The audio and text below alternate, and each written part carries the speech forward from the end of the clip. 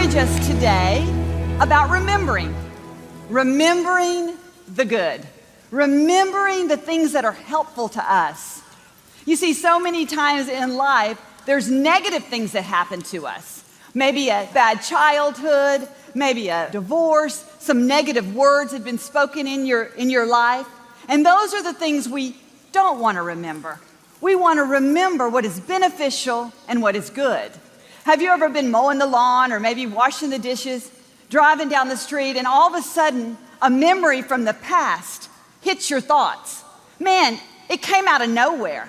Or maybe something that had happened 2 weeks ago at work just kind of runs right into your thought life, and it makes you feel sad or lonely, depressed. Maybe those negative thoughts made you even feel fear for a moment, fear of what would happen in the future. You see, that's what negative thoughts do to our life. They stop us. They're intended to cause us to pause, to not walk in faith and victory. So that's why I want to encourage us so much to remember what we're remembering. Let's remember the good. The apostles wrote many times in the New Testament, they wrote things like this: I am writing to remind you. I am writing to remind you again. Paul put it this way. He said, I never get tired of reminding you. In 2 Peter said this. He says, I'm writing you two letters to remind you. You see, they knew the power in remembering the right thing. They knew that it could transform your life when you remembered what God has said and when you remember what God has done. See, we need to remember.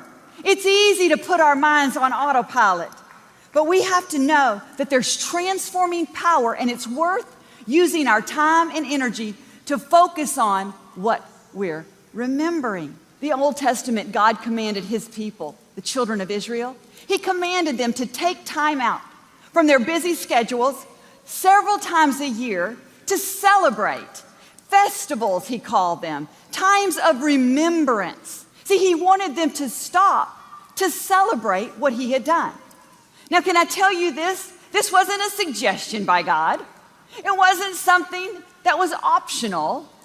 God required them to take time to stop and remember the miracles, how he parted the Red Sea, how he brought water out of the rock, how manna came down from heaven. He wanted them to pause and remember the wonders that he had done, the marvelous deeds that he had performed. You know why he wanted them to do that? Because they're a lot like us today. They get busy doing life. And sometimes when we're so busy doing life, we have a tendency to forget. And in that busyness and in those struggles and in those places of trying to make things happen, we find ourselves thinking, if I don't make this happen, it's not going to happen. I got to get this done. I got to do this. I got to do that. And we struggle and we struggle and we forget. We forget who's in control. We forget who we can depend on. We forget who can do things that we can't do. We forget the miracles that God has done in our life. So often we forget what we should remember: our victories, our success, the good times. You see, some people feel guilty if they're having fun. Sometimes we remember what we should forget: the pain, the heartache, the loneliness. You see, we can't allow the things of the past to control our life. God doesn't remember those past mistakes. He doesn't even remember the things that people spoke into your life. All he knows is he wants you to move forward today. He wants you to remember the good. Remember what he has done. See, when we don't use the power of remembrance for our favor, then it weakens our life. Let's remember the good so that we can strengthen our life. We need to choose to rewrite our history. Now you say, how do you do that? These things really happen. And Victoria, you're saying I should be in denial? No, I'm not saying you should be in denial. I'm saying you should choose your pieces to create your God story. You create your God's story. You don't have to let your past create the story and the history for you. God has already done away with your past. The only way not to let that past be the past is to not live in the past. You see, you can't live in the past if you want to get away from your past. You have to understand today is your future. The past is the past, but today is your future. What are you going to remember? What story are you creating for your life? See, the psalmist said, I remember what the Lord has done. I remember his marvelous works. Why? Because he had to bring something that was from the past, which was a miracle, how God had helped him before. He had to bring it into the future so that he could get through the difficult time he was going through. So he could get through any doubt or any unbelief that was trying to stop him. See, that's our choice today. We can either take a piece of the God story and bring it into our future, or we can take a piece of something that's not going to help us, that God's already taken care of, and bring it into our future. See, what are you remembering is so very important today. The Bible records how God also told his people to put down memorial stones, stones of remembrance. He said, put these stones down so you can remember the specific victories that I have given you, the things that I helped you with. See, these were so that they could remember as they passed by, as they lived their life. They put down these memorial stones not only for themselves, but God said, I want you to put these down for future generations. I want them to see how I worked in your life. Do you have any memorial stones? Do you have some things in your life? Because I can tell you this today, you wouldn't be sitting here if God hadn't done great things in your life. You have memorial stones. You have victories.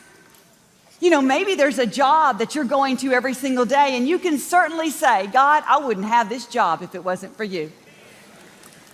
Maybe you've had student loans that you've been paying on for a long time, and it's been difficult and it's been rough, but you finally got them paid off. Maybe your car is a big old memorial stone, and you're saying, God, thank you for this car.